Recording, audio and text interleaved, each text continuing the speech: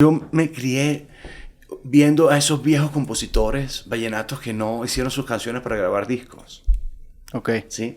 Entonces, digamos que mi papá, mis tíos médicos habían conocido las provincias, lo que antes se llamó la provincia de Santa Marta, después el Magdalena Grande, y allí estaban las cunas en La Guajira, en el Cesar, en el Magdalena, estaban las cunas de los juglares, los grandes compositores que hicieron grandes éxitos de la música vallenata, pero que fueron de origen de tradición oral, y yo me crié con eso, ¿sí?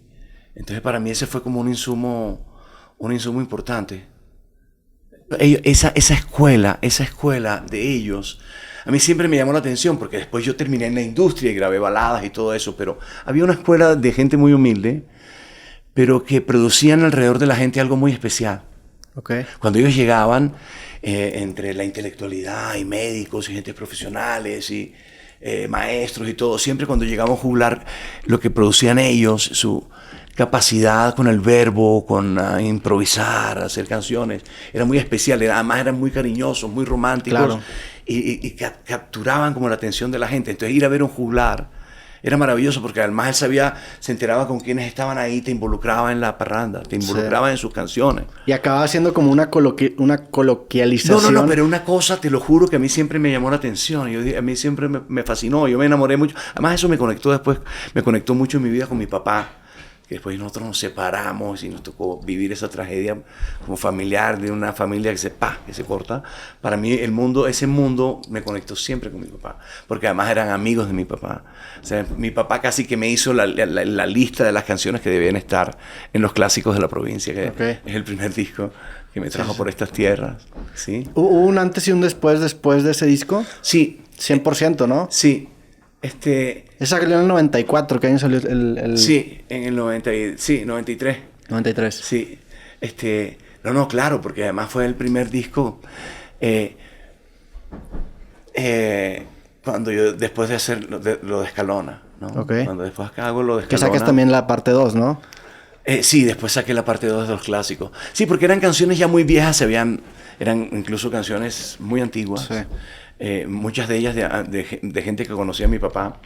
Entonces, claro, mi papá también estaba interesado que les fuera bien a ellos, ¿sabes? Porque por sus derechos de autor y todo ese cuento.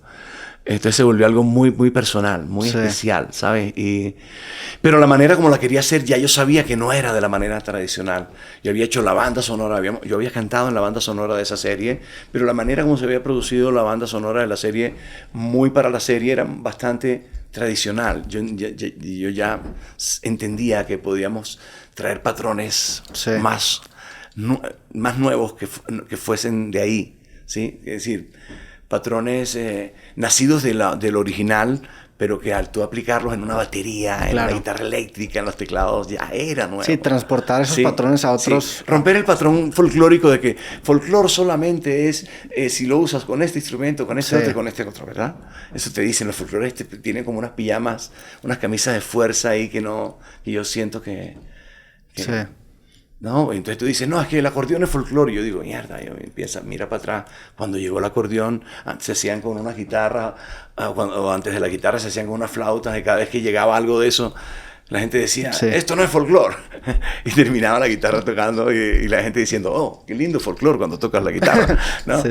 O viceversa, llegó el acordeón, nadie duda que las canciones folclóricas del mundo entero se hacen con acordeón, claro. Y en ninguna parte había árboles de acordeón. Es que entonces, y hoy las acordeones son ahora todo lo que ustedes han traído, los computadores, pedales, el Foritutututu 42, el Foritiripi 56, el 12 amplification, es decir, olvídate. Y eso creo que es un rol muy importante que debe tener un artista, ¿no? El darle quizá a la gente algo que no sabía que quería. Porque es muy fácil intentar complacer con lo que ya se probó antes, pero cuando le das algo a la gente que no se esperaba que quisiera, es en donde das en el blanco y acabas teniendo estas obras disruptivas. Hay una cita incluso muy famosa de Ford que decía que si le hubiera preguntado a la gente que quería, le hubieran dicho caballos más rápidos.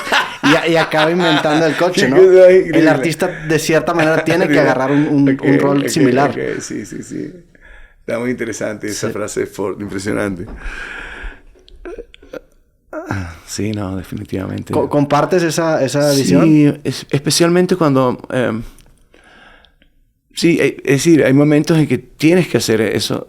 tienes que ser disruptivo ahí, ¿no? Sí. Y no sé con quién hablaba eso, sí, de que a veces el no es el sí. No, a veces el no es el sí. Sí. A veces, no sé, digo, a veces obviamente te vas a encontrar con un no, pero tú sabes que va a existir, no es obvio, ¿sí?